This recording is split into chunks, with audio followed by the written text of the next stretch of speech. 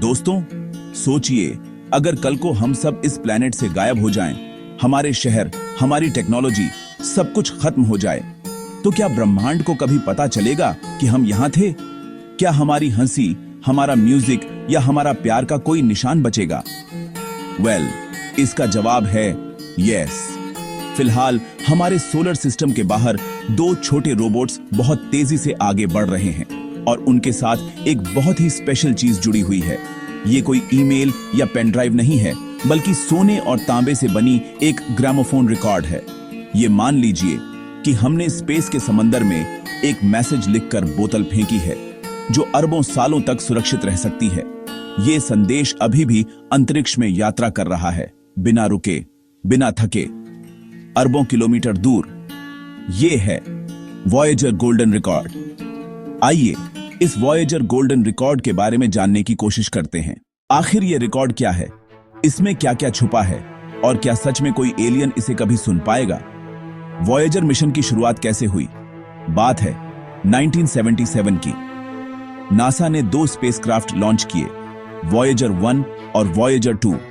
इनका काम था बृहस्पति यानी जुपिटर और शनि यानी सैटर्न की स्टडी करना। लेकिन नासा को पता था कि एक दिन ये यान हमारे सोलर सिस्टम से बाहर निकल जाएंगे और हमेशा के लिए सितारों के बीच ट्रेवल करेंगे। तभी महान साइंटिस्ट कार्ल सेगन की लीडरशिप में एक टीम बनी। उन्हें एक इम्पॉसिबल टास्क दिया गया, एक ऐसा रिकॉर्ड बनाना जो पूरी इंसानियत को रिप्रेजेंट करे। उनके पास सिर्फ 6 हफ्ते थे ये डिसाइड करने के लिए कि एलियंस को क्या भेजा जाए। इस गोल्डन रिकॉर्ड के अंदर क्या है? अब चैलेंज ये था कि किसी एलियन को हम इंसानियत कैसे समझाएं। उन्हें सिर्फ एक सेल्फी तो नहीं भेज सकते थे, हमें उन्हें अपना साइंस, अपनी आवाजें और अपनी फीलिंग्स समझानी थी।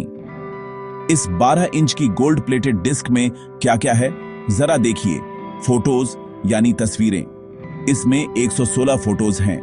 इसमें डीएनए के स्ट्रक्चर से लेकर हमारे खाने पीने, स्कूल और यहां तक कि जानवरों की फोटोज हैं। ये एलियंस के लिए एक तरह का इंसानी मैनुअल है। ग्रीटिंग्स यानी शुभकामनाएं, इसमें 55 अलग अलग भाषाओं में हेलो कहा गया है। इसमें हमारी अपनी भाषा हिंदी भी शामिल है। एक छोटे बच्चे की आवाज भी है जो कहता है, पृथ्वी के बच्चों की ओर से नमस्कार। साउंड्स ऑफ अर्थ यानी धरती की आवाजें, इसमें बारिश की आवाज, ट्रेन की सीटी, मां का अपने बच्चे को चूमने की आवाज और यहां तक कि हमारी हार्ट बीट भी रिकॉर्ड की गई है। म्यूजिक, संगीत, दुनिया भर का बेस्ट म्यूजिक इसमें डाला गया है। इसमें क्लासिकल म्यूजिक के साथ साथ रॉक एंड रोल भी है। मजे की बात यह है कि भारत की तरफ से केसरबाई केरकर का शास्त्रीय संगीत यानी क्लासिकल म्यूजिक भी इस रिकॉर्ड का हिस्सा है। अब आप सोच रहे होंगे कि अगर किसी एलियन को यह डिस्क मिल भी गई तो उन्हें कैसे पता चलेगा कि इसे प्ले कैसे करना है?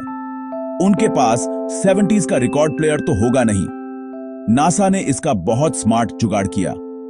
रिकॉर्ड के कवर पर साइंस और मैथ की भाषा में डायग्राम्स बनाए गए हैं। साइंस की भाषा पूरे यूनिवर्स में एक ही रहती है। इन डायग्राम्स से एलियंस समझ पाएंगे कि डिस्क को किस स्पीड पर घुमाना है और हमारा घर यानी पृथ्वी इस गैलेक्सी में कहां है। अब ये कहां पहुंच गए हैं? आज यानी अप्रैल 2026 तक ये दोनों रिकॉर्ड्स इंसान की बनाई हुई सबसे दूर जाने वाली चीजें बन चुकी हैं। वॉयेजर 1 पृथ्वी से करीब 25 अरब किलोमीटर दूर जा चुका है और इंटरस्टेलर स्पेस, सितारों के बीच की जगह में है। वॉयेजर 2 भी 21 अरब किलोमीटर दूर पहुंच गया है। इनकी बैटरी अब धीरे धीरे खत्म हो रही है, लेकिन इस गोल्डन रिकॉर्ड को बिजली की जरूरत नहीं है। ये बस चुपचाप स्पेस में तैरते रहेंगे। आखिर ये रिकॉर्ड हमारे लिए क्यों जरूरी है? सच तो ये है कि किसी एलियन को ये रिकॉर्ड मिलने के चांस बहुत कम हैं। तो फिर हमने इतनी मेहनत क्यों की? कार्ल सैगन ने कहा था कि ये रिकॉर्ड हमारे लिए एक उम्मीद की तरह है। ये हमें याद दिलाता है कि भले ही हमारे बीच कितने भी झगड़े या फर्क हों, यूनिवर्स के लिए हम सब इस पेल ब्लू डॉट, छोटी सी नीली बिंदी पर रहने वाला एक ही परिवार है। जब हमारा सूरज और पृथ्वी भी नहीं रहेंगे, तब भी स्पेस में हमारी आवाजें कहीं ना कहीं गूंजती रहेंगी। अंत में निष्कर्ष, गोल्डन रिकॉर्ड एक बहुत ही इमोशनल मैसेज है। ये ब्रह्मांड को बताता है कि हम जिए थे, हमने प्यार किया था और हमारा वजूद खूबसूरत था। अगर आज आपको इस रिकॉर्ड में कुछ ऐड करना हो तो आप क्या डालेंगे? अपना कोई फेवरेट गाना या अपनी कोई फोटो कमेंट्स में जरूर बताइए। और अगर आपको ये स्पेस जर्नी पसंद आई तो चैनल को सब्सक्राइब अवश्य करें। मिलते हैं अगले वीडियो में। धन्यवाद।